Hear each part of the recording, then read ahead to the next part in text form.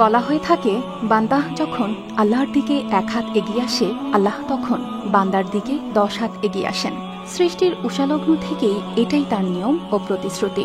আজ সেই প্রতিশ্রুতিরই এক অলৌকিক নিদর্শন তুলে ধরব, যেখানে একদল যুবক মূর্তি পূজার অন্ধকার থেকে ছুটে এসেছিল আল্লাহর আলোতে, যা আবার বর্ণিত হয়েছে পবিত্র কোরআনে।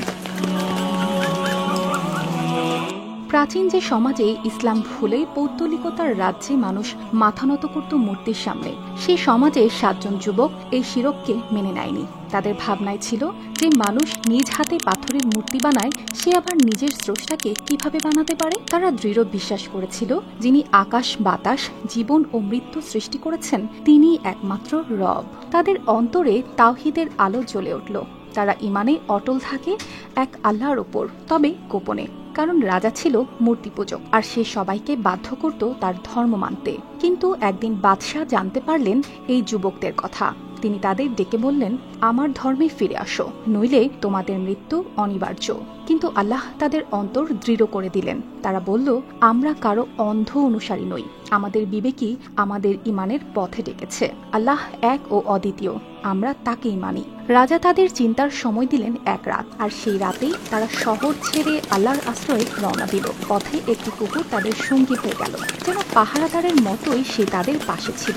দীর্ঘ পথ শেষে তারা আশ্রয় নিল পাহাড়ের এক গুহায়। ক্লান্ত শরীর নিয়ে তারা ঘুমিয়ে পড়ল, আর তখনই ঘটল অলৌকিক এক ঘটনা।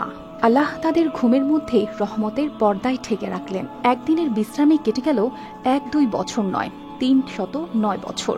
সূর্য প্রতিদিন গুহার মুখে হেলে যেত, কিন্তু তাদের শরীর রক্ষা পেত আল্লাহর ইচ্ছায়। وترى الشمس إذا طلعت تزاور عن كهفهم ذات اليمين وإذا غربت تقرضهم ذات الشمال وهم في فجوة منه ذلك من آيات الله من يهد الله فهو المهتد ومن يضلل فلن تجد له وليا مرشدا। যখন তারা জাগলো, তারা ভাবলো মোটে একদিন কেটেছে।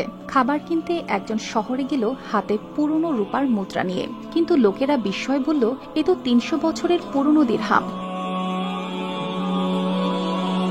এভাবেই মানুষ জানতে পারল, এই তরুণরা সময়ের অতল গহ্বর পেরিয়ে ফিরে এসেছে জীবন্ত প্রমাণ হয়ে। নতুন বাদশাহ, যিনি ঈমানদার ছিলেন, তিনিও তাদের দেখতে এলেন। কিন্তু যুবকেরা বলল, আমাদের আর এই পৃথিবীতে কিছু চাওয়ার নেই, আমাদের পরিবার, আমাদের সময় সব শেষ।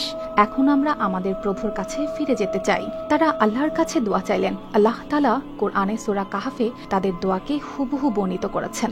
إذ أوى الفتية إلى الكهف فقالوا ربنا آتنا من لدنك رحمة فقالوا ربنا آتنا من لدنك رحمة وهيئ لنا من أمرنا رشدا। হে আমাদের পালনকর্তা, তোমার পক্ষ থেকে আমাদের প্রতি রহমত বর্ষণ করো এবং আমাদের কাজকে সঠিক পথে পরিচালিত করো। এরপর আল্লাহ তাদের চিরনিদ্রায় শায়িত করলেন। তাদের মৃত্যু হয়নি কষ্টে, বরং প্রশান্তির মধ্যে। তারা রেখে গেলেন এমন এক শিক্ষা, যে আল্লাহর উপর ভরসা করে আল্লাহ তাকে এমনভাবে রক্ষা করেন যা মানব বুদ্ধিরও অতীত। আসহাবে কাহাফের এই কাহিনী আজও প্রমাণ করে, ঈমানের শক্তি হার মানাতে পারে সময়কেও। অর্পিতা জাহান, RTV।